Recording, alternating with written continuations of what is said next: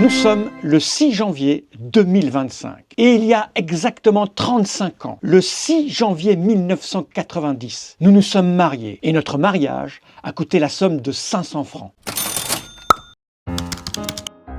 Soit en francs constants, la somme de 132,85 €. Et pour cette somme, tout est compris. La robe de la mariée, mon costume, un petit apéro avec les copains et un petit repas en famille, avec la famille la plus proche. Et quand je dis la plus proche, c'est la famille qui habitait à moins de 10 km de chez nous. Et nous sommes toujours mariés. Alors comment se fait-il? Comment se fait-il que nous avons décidé de nous marier? Et comment on a fait pour se marier avec une somme aussi basse? Alors pour commencer, il faut un peu de contexte. Ça faisait 5 ans que nous vivions ensemble avec Moldu. Et un matin, on discutait et puis on a envisagé la possibilité de se marier. Les raisons... essentiellement parce qu'on avait envie d'avoir des enfants. Et on s'est dit que structurellement, déclarer à la société civile que nous formions un couple, c'était pas mal. Nous sommes athées, l'idée même de se marier à l'église ne nous a pas effleuré un seul instant. Ce qui est amusant, c'est que les gens qu'on fréquentait, l'univers dans lequel on évoluait, n'était pas très mariage. Ça a surpris tout le monde quand on a dit qu'on allait se marier, aussi bien la famille que les amis. Mais que voulez-vous, toute notre vie, Moldu et moi, nous avons surpris les gens autour de nous. Je me demande même si le fait que personne ne pouvait envisager que nous étions des gens à mariage, ne nous a pas poussé à nous marier. C'est vous dire comment ça va là-dedans. Bref, un matin, on se lève, on discute, et on se dit, tiens, si on se mariait. Nous sommes en décembre 1989. Aussitôt dit, direction la mairie. On discute avec l'agent chargé des mariages, qui regarde son calendrier, qui nous dit, alors, juillet, c'est déjà bien plein, première quinzaine d'août, ça vous va? Et on dit, quinzaine d'août? Mais nous, on veut se marier là, le plus vite possible. C'est quoi le délai le plus court? Elle nous regarde et puis elle nous dit, bah, le délai le plus court, c'est 3 semaines, le temps de l'apparition des bancs de mariage. Elle regarde son agenda, elle nous dit, bah, la première date disponible, bah, c'est le 6 janvier, le premier samedi de janvier, ça vous va? Évidemment que ça nous allait. Nous voilà rentrant chez nous. Moldu téléphone à la personne qui va être sa témoin, et moi, j'appelle un vieux pote que j'avais pas vu depuis 5 ou 6 ans pour lui signifier que j'aimerais bien qu'il soit mon témoin. D'ailleurs, ça l'a marqué. Il m'en a fait une image.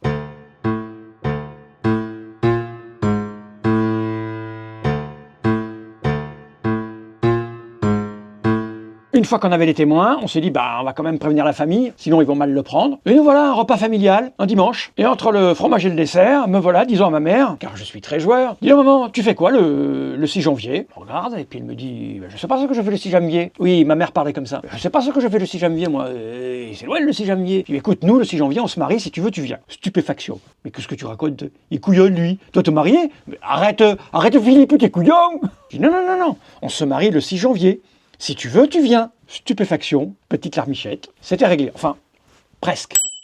Cette précipitation, ce court délai, avait une raison. Elle était financière. À l'époque, je ne travaillais pas, j'avais 0 revenu. Je faisais des choses, mais rien qui ne rapportait de l'argent. Et Moldu, elle, était ce qu'on appelle petite main pour des restaurateurs. En gros, elle s'occupait de leurs enfants, elle faisait un peu de ménage, elle aidait à la mise en place du restaurant, à mi-temps, très mal payé. Nous n'étions pas très fortunés. Donc pas question pour nous d'avoir un mariage qui coûterait de l'argent. On voulait vraiment le strict minimum. Alors ce qui est tombé bien, c'est que toute notre famille, à Moldu et à moi, habitait loin. Toute la mienne est dans le sud de la France, celle de Moldu éloignée aussi, une partie aux États-Unis.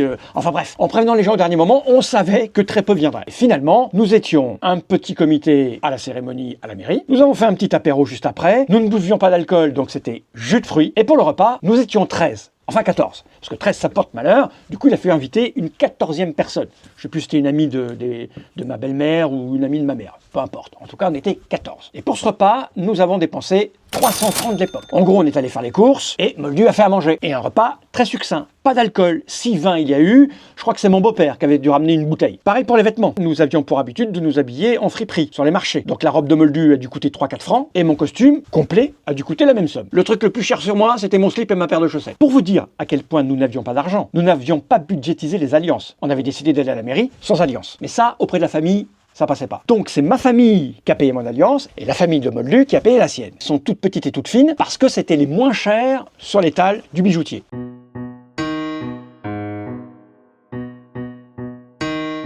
Pour les photos, ça nous a rien coûté. Nous avions 2 amies photographes, elles sont venues, elles nous ont fait les photos et nous les ont offertes. Et je les remercie encore parce qu'elles sont peu nombreuses. Il y a encore plus d'émotions quand je les regarde. En ce qui concerne les cadeaux, on n'a pas fait de liste. Et comme il y avait très peu de monde, nous avons eu très peu de cadeaux. Essentiellement des serviettes de toilette. Il y a un oncle de Moldu vivant aux États-Unis qui nous a fait un chèque. 3000 francs. C'était énorme. Mais on les a eus après le mariage. Avec une partie de ces 3000 francs, on a acheté une télévision couleur. une toute petite télé en couleur. Ça faisait 5 ans que nous vivions avec une télé noir et blanc et on a eu notre première télévision en couleur en 1990. Je vous l'ai dit, nous n'étions pas vraiment très riches. Alors la question c'est pourquoi je vous raconte ça? Parce qu'il n'y a pas très longtemps, je suis tombé sur un article de presse qui disait qu'il y avait une tendance à revenir vers les petits mariages intimistes. On est passé par une phase où les mariages, c'était 100 personnes, 200 personnes invitées, ça coûtait 20, 30, 40, 50 000 balles pour faire un mariage. Alors moi je comprends tout à fait qu'on veuille faire la fête. Les gens font ce qu'ils veulent de leur argent. Mais en ce 6 janvier 2025, je repensais à notre mariage et je me disais waouh, est-ce qu'on aurait fait différemment si on avait eu de l'argent? Je sais que pour Moldu, le truc le plus dur c'était de préparer à manger, parce que le jour de ton mariage, passer du temps à préparer à manger, c'est pas ce qu'il y a de plus rigolo, de plus cool. Ce qui est amusant aussi, c'est qu'avec le recul, je me rends bien compte que le fait que nous nous marions, c'était assez étonnant. Les gens s'imaginaient que nous étions les dernières personnes susceptibles de se marier. Et je me demande bien pourquoi, finalement, c'est rigolo. Alors, autant ma mère était heureuse de ce mariage, autant mon beau-père, c'était moyen. J'étais pas vraiment le genre de mec qu'il espérait pour sa fille. Et pourtant, 40 ans après, il y a quelques jours, il m'a avoué qu'il s'était bien trompé.